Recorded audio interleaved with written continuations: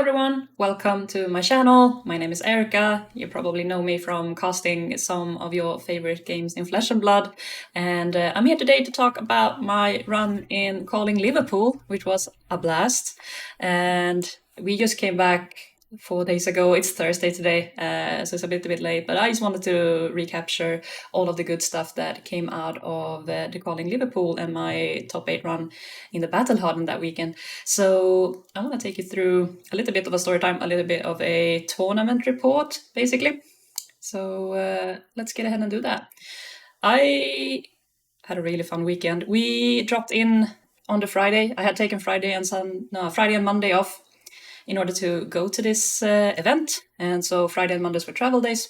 So we traveled in early on Friday morning, hoping to catch the Ravenous Rabble event. And we landed 1 hour exactly before the first Ravenous Rabble event was going to start on the Friday. So we had to pass through customs and show our passports. And so the line was super long and we were just standing there clocking ourselves if we were going to make it in time or not. And we were able to find a taxi and we had like 30 minutes to get there, and we told the taxi driver to just beam it and get to the site on time so we could join the Ravenous Rabble event. It was a CC event, so good practice if you want to go for the Battle Hardened to get some reps in. And we managed to get in just in time as they were about to start the event. I run to my table, everyone is already sitting down, and I'm just coming there with my luggage and everything and just sit down and face my first opponent. And it was just right on time, so perfect timing to start off the week, and we just head straight into the action in Calling Liverpool. It was super fun, and I'm happy that we made it to the first event. And I played Bravo. I was facing a pistol dash. It's not a great matchup. It's horrendous to say the least. I need to draw absolute gas in order to have a game into this deck, basically. And I started off by pulling into 4 blues. Not great. I drew into another hand of 4 blues, and then I drew into a hand of 4 reds. And that's when I lost every single tempo that I didn't even have to start with. So not even a close game, but it is what it is. Starting off the weekend with a huge loss there, but it's just a side event. It's just for fun. And we got our Ravenous Rabble promos, and I decided to drop the event and go head towards practicing some sealed instead, because it was a sealed side event starting just a couple of hours later, and was a good way to get some practice in for the calling, which was sealed. So you wanted to get some practice in to get your hands warm, so to say. And so that's what we did.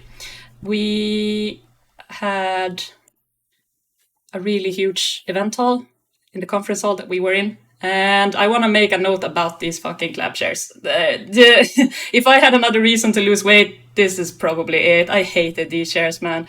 I still have pain in my sides from the metal bars that I had to lean on this whole weekend. It was hard. It was horrendous. I hated these chairs, man. But it is what it is. It's typically what you get when you go to these events. The event hall was cool, though. It's just a typical conference hall where we typically play in. So nothing else to add to that. It was funny though, because we played the sealed event, and this is my partner, and we traveled all this way to Liverpool to face I don't know how many hundreds of people that also come to this event. And so in this sealed side event, I met him as my second opponent in this in this event, and that was fun. He beat my ass fair and square, and I ended up going 3-1 with Kasai in this event. So starting gathering some tickets, having fun. Because that is also then gonna sum inside a little bit into the calling event of what I did on day 2. What also happened on the Friday is I got invited to do a interview with Bastard. So this was then displayed in the middle of the rounds for when they displayed the games for day 2. So 40 minutes into this round, you can hear the whole interview if you want to hear more about my expectations going into this weekend. I was super excited to play Sealed and Draft because I was super excited about heavy hitters in general. But yeah, we'll get to that. So we played the calling, and I drew a Rainbow Full Cast Bones in my seal pool, which I thought was phenomenal because I thought that was a bomb. And so I really wanted to try to play any brute, basically, to get the advantage of that one. But as you can see, my equipment, it's not fantastic. It's typically what I do when I open the packs. I start immediately to look at the equipment and try to find out, okay, what are my ins and what are the most powerful heroes to go with in terms of equipment. And as you can see, I drew absolutely horrendous horrendous pool basically on the equipment side of things. We have the monstrous veil. It's not the most exciting helmet of it all, but we have the cast bone, so I started to look a little bit on Reiner. Unfortunately, we were super short on proper sixes, so we couldn't really go there. We had the Millers and we had a Guardian boost, so maybe we could go into Guardian, but then I started to look at my blues in this pool, and it was not satisfactory. I think Guardian had the least amount of 3 blocks in the whole shebang.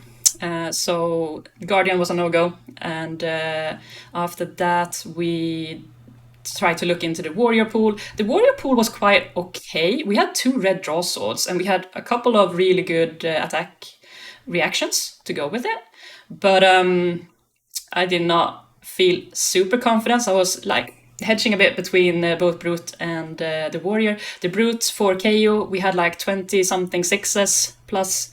So, and this cast bones. Yeah, I really wanted to play the cast bones. I thought that was the biggest draw. Looking at the equipment, I didn't feel a certain pull. Rhino was out of the question. So we went with KO. And so for KO, we basically had a helmet piece and a arms piece, which basically is only useful against Guardian or another Brute, basically, that creates the might tokens. You can get the 2 block value out of that, but nothing too exciting on the equipment side of things. I faced 2 KOs. I went 0-2. I lost them to both, and they both presented me the knuckleheads. They had the raw meat. They had flat trackers. You name it. It was lost before it even started. They already have so much more block capacity. They have the capacity to get the agility tokens. You name it. So it was hard. It was really, really hard. I was super sad to go 0-2 and drop. It was really not what I was expecting or wanted to get out of this tournament. But hey, in hindsight, I should have probably gone for the Warrior and probably would have had a little bit of better leeway. At least the Beacon Applause instead of the Embrace Adversity might have been a bit of an upside. But at the same time, I'm just starving for good equipment. I didn't have a single chest piece. I don't have good boots for anything except Guardian, and the Guardian pool is shite. So, yeah, so sad. But not too bad. I just bounced back and we go back on the ticket grind instead. So we played side events. And I won the... No, that's too soon. So for the side events, we had a sealed side event starting around noon. And I joined in on that one. And I actually went 4-0 in that one. A pretty good comeback. I drew a really, really solid Kasai deck. And it was just bonkers. You had the draw source, you had the great attack reactions, and I just bumped people up with the attack reaction, basically.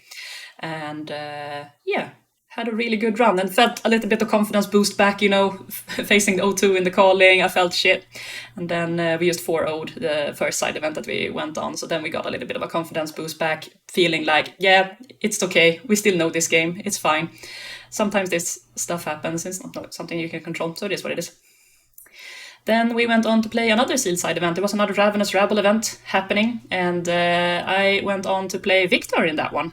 I drew a Millers, again. I drew a Trounce, which I thought was super fun to get off and play, so I was super excited to go into that. So I started playing Victor. I also had so many good red cards, like so many 3-4-7s, so many good tower cards that just have so much attack power that helps you win those clashes. I had so many good clash cards and block cards. It was great. So I basically played Victor and I just milled people down. I fatigued left and right because I pushed so much damage that they had to respect somewhat, and I won most clashes. The Trounce, I faced 2 KOs in the first 2 games and I won the Trounce twice against them both, and it was the most fun time I had over the whole weekend up to that point. And I just had a blast. It was super, super fun. And yeah, we went 3-1 in that Sealed Ravenous Rabble event, and so I was able to get the Embodiment of Earth and the Embodiment of Lightning tokens for my Briar deck that I'm about to bling out for Blitz before CLL, so looking to do that. And so I was super excited to get that down with these side events and the ticket hunt that we went on. But yeah, then there was the cosplay tournament, super fun to see, and so many amazing cosplayers that came around and showed off their awesome work. I had to help Henrik out. Henrik was on the pulverized suit. It basically took us like 40 to 50 minutes to get him into the suit, and it was a lot of hard work. And no, I'm super sad that he didn't go top 4 in the end. The Joiji cosplay is absolutely amazing, so he won the whole thing, and that is absolutely well deserved. There were so many details and so many amazing things that he had done with that, so really well deserved there. And yeah, it was so sad to see Henrik not top 4, and but again, the competition that was there was absolutely amazing, and the details and the effort that these people put in and the hours that they put in is just absolutely phenomenal. So congratulations to all the cosplayers that were there. Now, the Sunday. So I rolled in on Saturday night thinking, okay, what do I want to do tomorrow? Do I want to just continue grinding side events and just have fun? Because I had the most fun basically on the Saturday playing the side events and just having these low stake games and just farming tickets. It was super fun. So I was looking at the battle hard and I was playing CC, and after my dash loss in the first game, I wasn't super excited about it. But at the same time, there was nothing happening in terms of side events until noon, and the battle hard started at 9. So I decided to take an early morning and grab my Bravo deck and just roll into this battle hard and see how it went. And worst case scenario, I could just roll into the Shapeshifter Sealed event. I was super excited about Shapeshifter Sealed. I love that format so much. It's probably my most favorite format to play in Sealed. Shapeshifter is just absolutely bonkers. It's super, super fun. But we decided to play the battle hard, and so we went on to our first game. It's a dash. There is so many dashes. That was also one of the things that I noticed, is that there are so many dashes and so many Kasais, so many Kanos. Like, I don't even know. I haven't even practiced Kasai that much. I haven't honestly practiced that much with Bravo since December when I played Hanover. And I wasn't super happy to see that many dashes, and a dash in my first round, that was rough. So we took a loss in the first round. And that's when I felt, okay, there's still 1.5 hours to go until the Shapeshifter Seal starts. I mean, we can just roll into the next game and see how it goes. And, you know, if we lose, we lose. We just join the Shapeshifter Seal, then we will have a fun time, right? Everything will be fine. So I go into my next game, and it's a Viserai.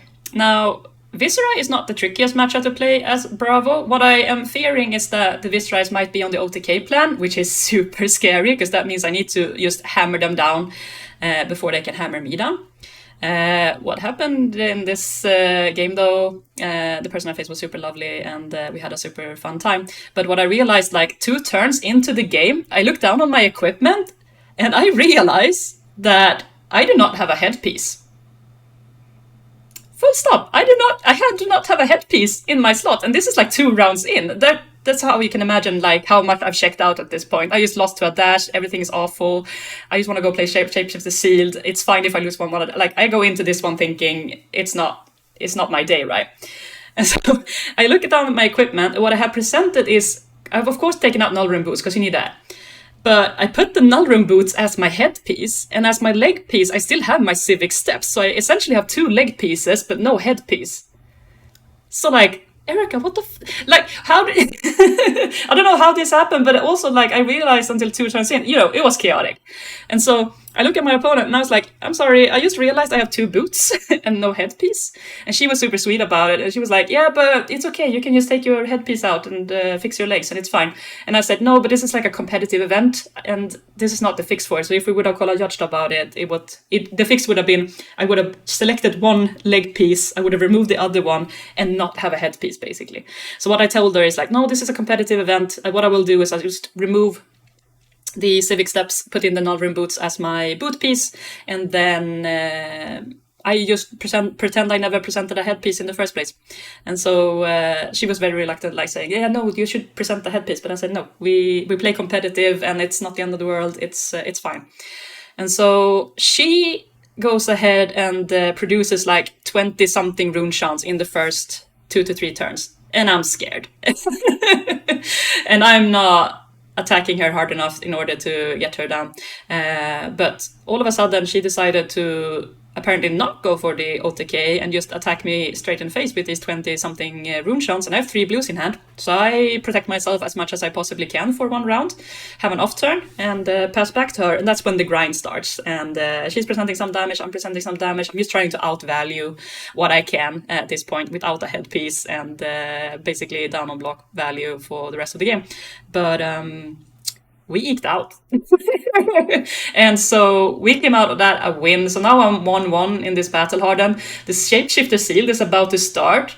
And so I started talking to people, and I'm like, yeah, I'm not super excited to go into this. There was also so many Kanos around, and I'm just out to losing to Kano with my AB1. It's not even a fair fight. It's horrendous. So I wasn't super excited to continue, because I knew there was no way I'm just gonna 7-0 out of here in order to get top 8, because in battle harder situations the only earnings you get is if you top 8, and if you get your first loss in the first round, you have basically the worst breakers in the world. So I did not feel super excited to continue, as I knew 1 more loss would have been the end of it. At the same time, I had lost quite a lot of elo, probably from the sealed. I didn't know yet how much, but probably quite a lot. So I wanted to redeem myself a little bit. So I thought, oh well, let's just continue rolling with this CC event and see how it goes, you know? So we roll into the next round. It's a max. And again, I'm super scared that they will just gonna roll into their mech suit. They're gonna present some high octane rounds and just kill me, you know, present way too much damage that I can't defend myself out of it. So we play the game, and I just try to aggro him down and just present as much damage as possible, try to kill him before that happens, right? And he gets a little bit unlucky. He boosts away a couple of his high octanes, and he plays 1 high octane that doesn't get a lot of value because he only had like a 2 or 3 card hand, and so on and so forth. So we get to a point where I'm like, I'm milling this guy, and he is not going to be able to get into his mech suit and get a huge turnover because his high octanes are gone. And so we go ahead and win that one as well. So now we're 2-1. Good stuff, right? So we continue fighting. Next up, we have a KO. We have a Danish guy who I met earlier as well, who we're on the same group in, that we test with. And so I haven't played against KO yet in CC, ever. But I talked to our local Bravo entrepreneur that we have here in Stockholm, and I got some hints and tips on like what to do, or try to do at least, in the KO matchup. But at least it is untested territory for me, so I just winged it. And my tactic going into the KO matchup is basically, you cannot treat it as a Leviah or Reinar where you can just try to middle ground it and try to hope. But basically Leviah just kills herself, and she has so much block capacity on her Carrion Husk that you trying to save up and send a big attack is not gonna be super effective, thanks to the Carrion Husk, of course. So what do we do against KO? They don't have Carrion Husk. They don't want to block with their hand, because as soon as they do, they have less opportunities to utilize their agility tokens. So we just try to aggro them down, and that's exactly what I did. And as an old aggro player, that's what I love to do. So I just utilized the hands accordingly. If they presented less damage than I could present back, I just took it, and we just raced. And so I won that one out as well. We are now 3-1 in the Battle Harden, feeling pretty good. We roll into the next round, which is also a KO. It's one of the Sunflower Samurais people, and I'm feeling strong. Already beating 1 KO, I'm like, we're doing the same thing again. We're just gonna aggro them down and see how it goes. And we are successful, and it's a blast. I basically felt like the deck just wanted me to go there, and the hands that lined up, they just lined up perfectly with the Rouses, with the Celuses, with the E-Strikes, and all the hammers, all the CNC pummels came in clutch. Like everything just went my way, it felt like. So now we're 5-1, and or is it 5-1? 1, 2, 3, 4, 5. Yeah. So no, sorry, 4-1. Rolling into round 6, which is another Bravo. And I'm just super happy at this point that we haven't faced a single dash or a Kano. There is a Finnish guy who is on Kano, and he's on the same breaker as me. And so every single round where I talk to him in between the rounds, I'm like, I'm just so happy that I don't get to face you. And whenever I get the pairings, I'm just happy to not see his name on it, because that means it's not a Kano. But of course, I could meet any other Kano, right? And in the top tables, there's so many dashes, there's so many Kanos. So, and I'm just building up from like the last row of the table since I lost the first round, and I'm just slowly chugging my way up to the top tables. And I'm just super happy not to see them, basically. And so we roll into a Bravo round 6, and it's such a good game, and one of my favorite matchups, like one of my favorite mirrors to actually play. There's so many intricacies, there's so many lines, there's so many, okay, if I take this 10 damage, what can I do situations, and it's super fun. Super fun matchup. We take that one as well, and we are now 6-1. No, 5-1. Having 2 more rounds to play, and feeling really good at this point. The deck is just outperforming itself every single game. It's a blast. We roll into round number 7 out of the 8. It's a dash. Well, I sit down, seeing the dash being presented to me, and I'm thinking, this is where it ends. This is where the fun ends, right? It's the pistol dash. I understand it, because he basically says to me like, oh yeah, I used to also play Bravo, but then it loses to this, presenting his deck. You just know that, oh yeah, it's the pistol dash. We're done. It's over. But never bat down, as they say. So we just try our best to present as much aggressive power as humanly possible. Doesn't seem like this guy runs sigils, so typically when dashes run sigil, they can just support their life total and keep it high in the earlier rounds. And it's very frustrating when you try to just nail them down and try to kill them as fast as humanly possible before they get all of their items out and start to like sending 15 damage onto blues every single turn. Is really annoying.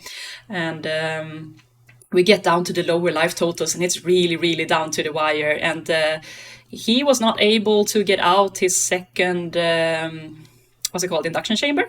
It was only on 1 induction chamber and 3 plasma purifiers, and he did not find his second induction chamber. And I feel like, okay, this is my out. As long as he cannot find his second induction chamber, he can just send 10, and 10 is a lot less than 15, right? So I just try to keep myself alive and try to send lethal as soon as possible, and we get there.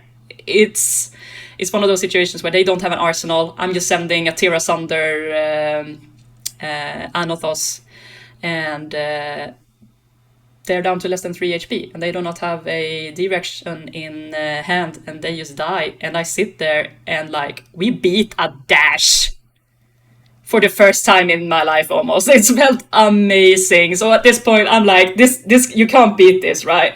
We're 6-1 going into the last round. It's my win and in. I am 9th place going into the last round. So it's literally my win and in.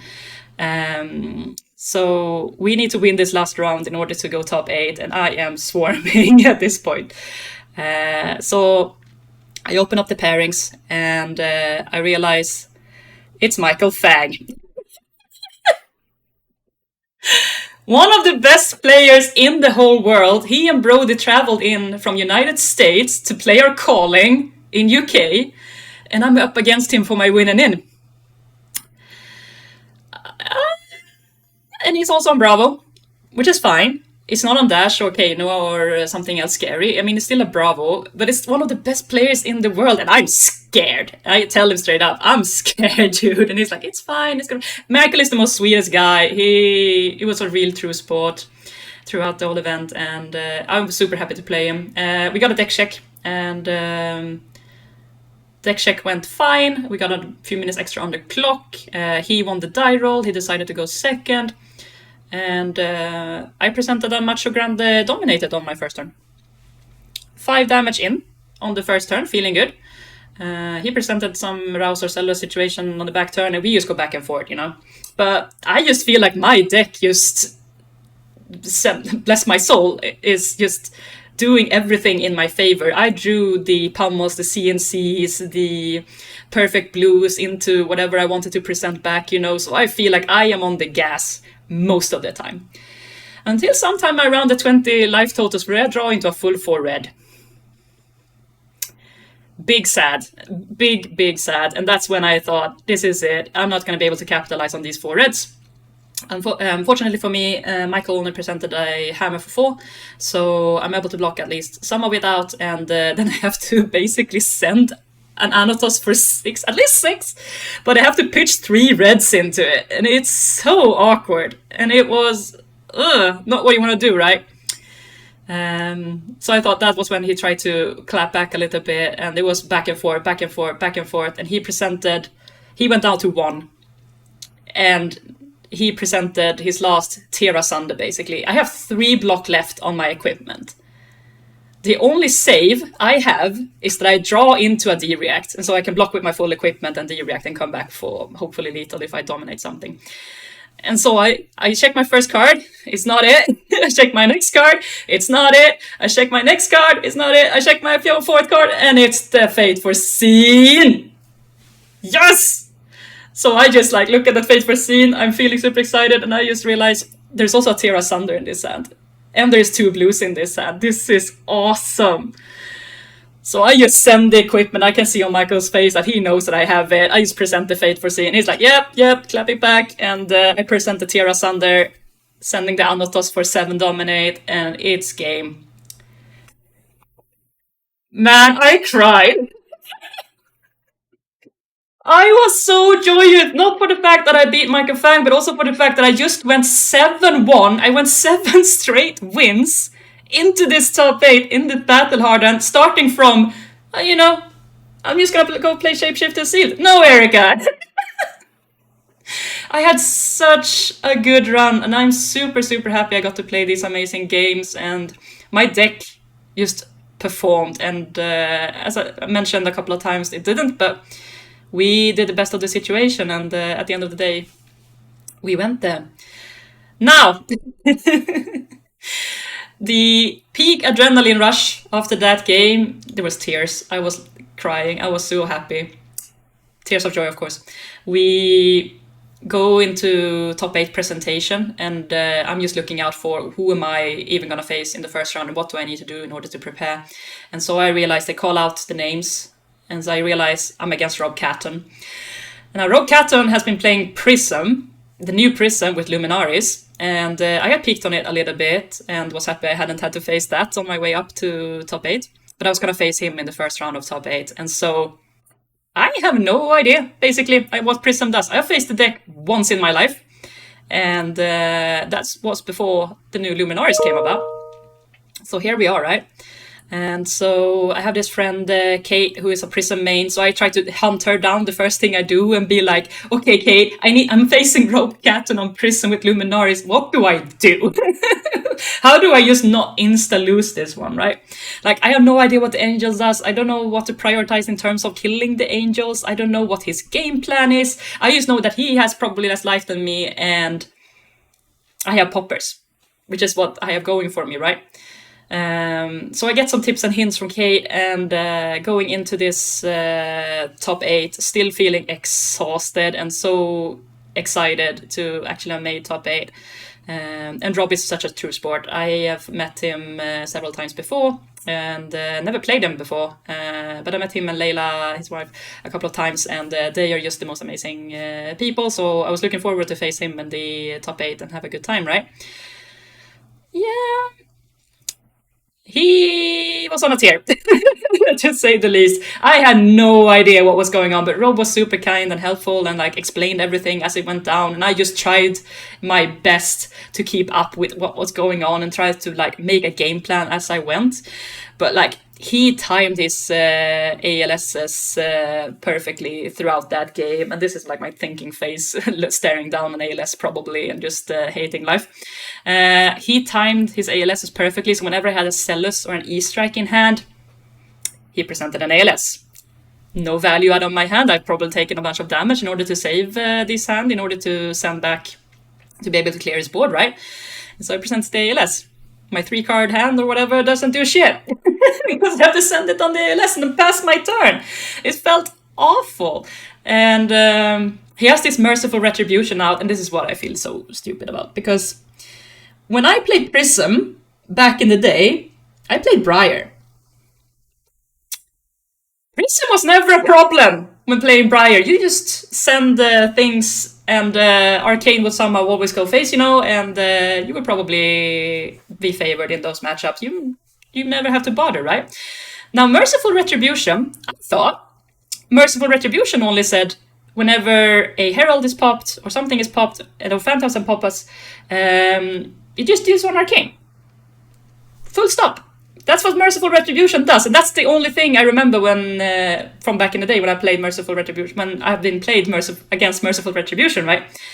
And so I just think, I don't need to kill this one right now. I can focus on the Angels, because the Angels are doing so much work for him. They are drawing cards for him, they are dealing Arcane on itself, a lot more than that.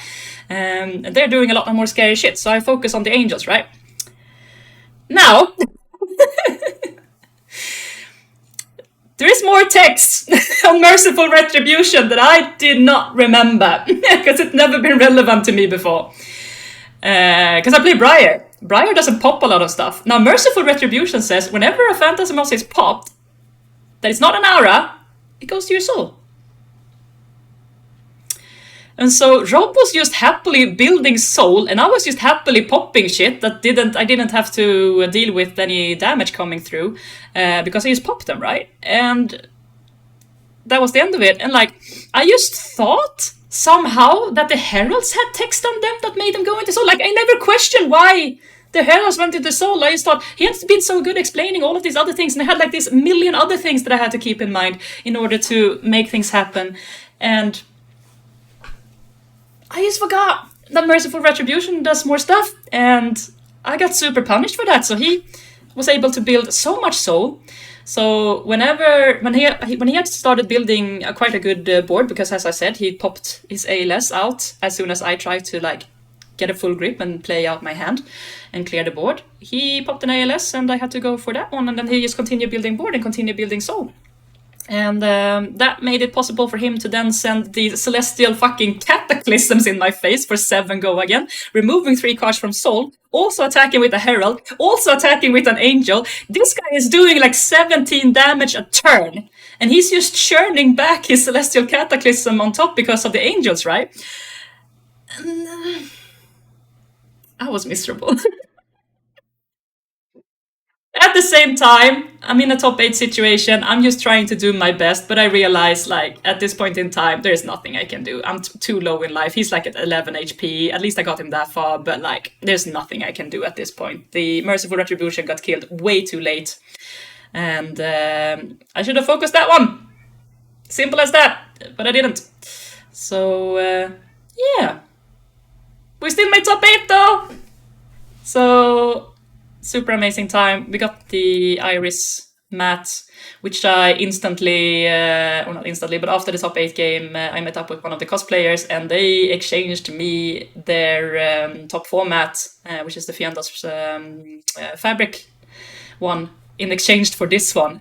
And I was ecstatic about that, because that mat is absolutely beautiful. And so I'm not a Prism main, as you might have guessed by this point, so I was happy to exchange my Iris mat for that one instead. I could have showed it to you, but I did not prepare for that. So, if you see me at a tournament sometime in the future, I'll probably use that one. But yeah, this is me in the think tank. This is me also through the games. We have James and Jason, who are the judges for the Battle Harden, and they were also my team lead and head judges for the UK Nationals that I also helped judge. And they were super sportful, and I was super happy to have them on site. And the support I had around me going into Michael Fang, going into the top 8, was super, super awesome. Because my boyfriend had to leave on Sunday morning, so he was not there to support me. And so the only people I had at the time were the people who were still left at the event. And so these 2 guys were super great sports to me throughout the whole tournament. And I was just super happy to meet everyone that I've got to know now for going to UK a couple of times and meeting the local scene and meeting the players, meeting the judges and everyone. Everyone is just super amazing, and I was super grateful of going there and playing out this tournament. I had a blast. But yeah, this game was hard, to say the least. Oh well, and that was it for my calling, basically. Such a lovely time. We went home on the Monday. We had to go home through London, Stansted, because there was no direct flights from either Liverpool or Manchester to Stockholm on Monday. So we decided to take a train down to London and go to Stansted and then take a flight home from there. Now, this idiot, because since my boyfriend had to leave on the Sunday morning, we booked our 2 tickets there separately. He booked his home way ticket separately, and I booked my home ticket separately, right? I can go back to the chatting now. So,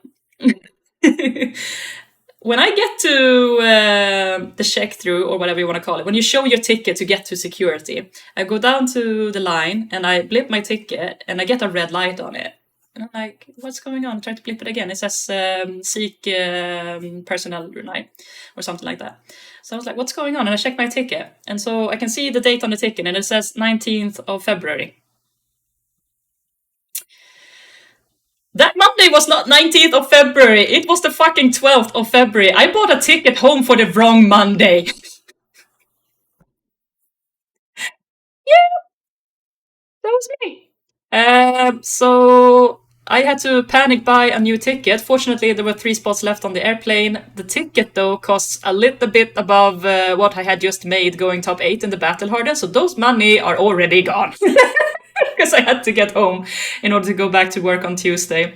So, yeah. This idiot shouldn't be responsible for own travel plans. That's my hottest takeaway from this weekend. I really need to make sure to double check those things in the future. But yeah, that happened. We went home, everything was fine, and we went back to work on Tuesday. Played on Armory yesterday on Wednesday. So yeah, had a great time.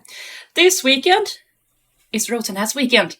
I have Gothenburg lined up on Saturday. I'm taking an early ass train on Saturday morning, so I need to pack and get my deck ready for that. Probably playing Bravo, because I don't have time to play or play test anything else at this point in time.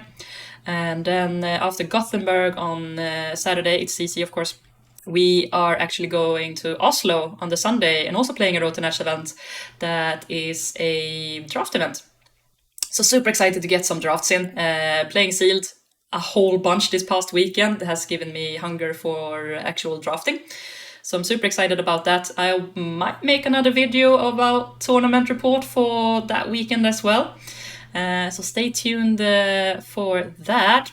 Then the weekend after that we have Stockholm X2 back-to-back Saturday and Sunday and 2 different LGSs happening the weekend after that. So it's going to be a lot this Road to Nationals season.